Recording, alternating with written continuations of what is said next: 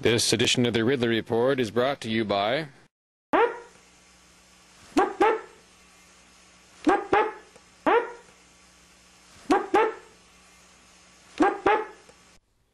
Henry David Thoreau said something to the effect that there are thousands striking at the branches for every one striking at the root. And sometimes I think a better analogy for dealing with the government would be a thorn bush. With a thorn bush, there are two locations that really count. The root, of course, but also the thorns themselves, and specifically the tips of the thorns. With a thorn bush, you can use the thorns as an excuse to go after the root. They are the thing that justifies it. Taking this analogy out into the political world, we could say the root of government in America is maybe two different things. The Federal Reserve System and maybe secondarily the government education system. Those are the roots of our problems. Striking at them is fine, peaceably, but to generate opposition against them, you have to draw attention to the fruits of their labor. You have the video on? I'm just holding everybody accountable, sir. Let me have ID, please. You being detained? No. Okay.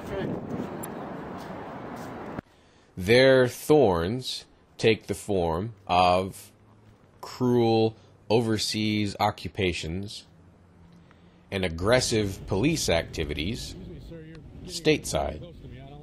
Very little of this stuff would be possible without the Federal Reserve System creating the money that pays the bad guys, or the government school systems that indoctrinate people to support the bad guys.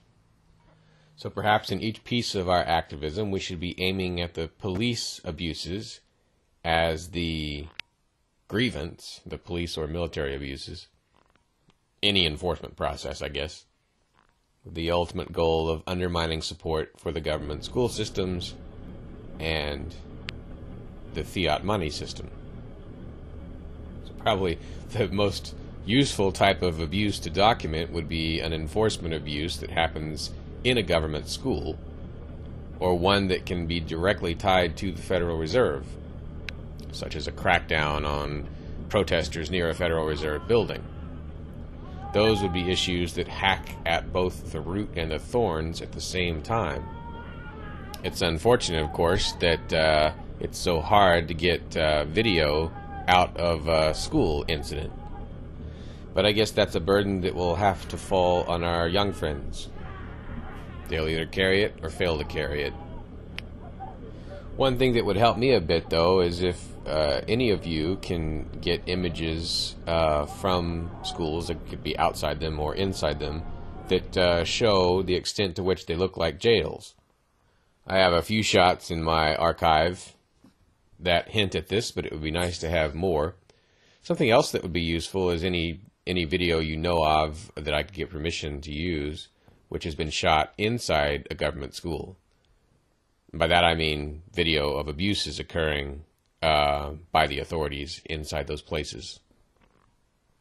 Alternatively, if you've got any sort of video of Federal Reserve personnel behaving inappropriately, that would be useful. Just some thoughts on what type of activism is potentially the most efficient. This edition of the Ridley Report is brought to you by the New Hampshire Liberty Alliance at nhlliberty.org. You cannot do this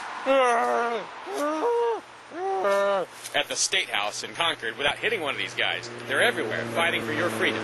The New Hampshire Liberty Alliance at nhlliberty.org.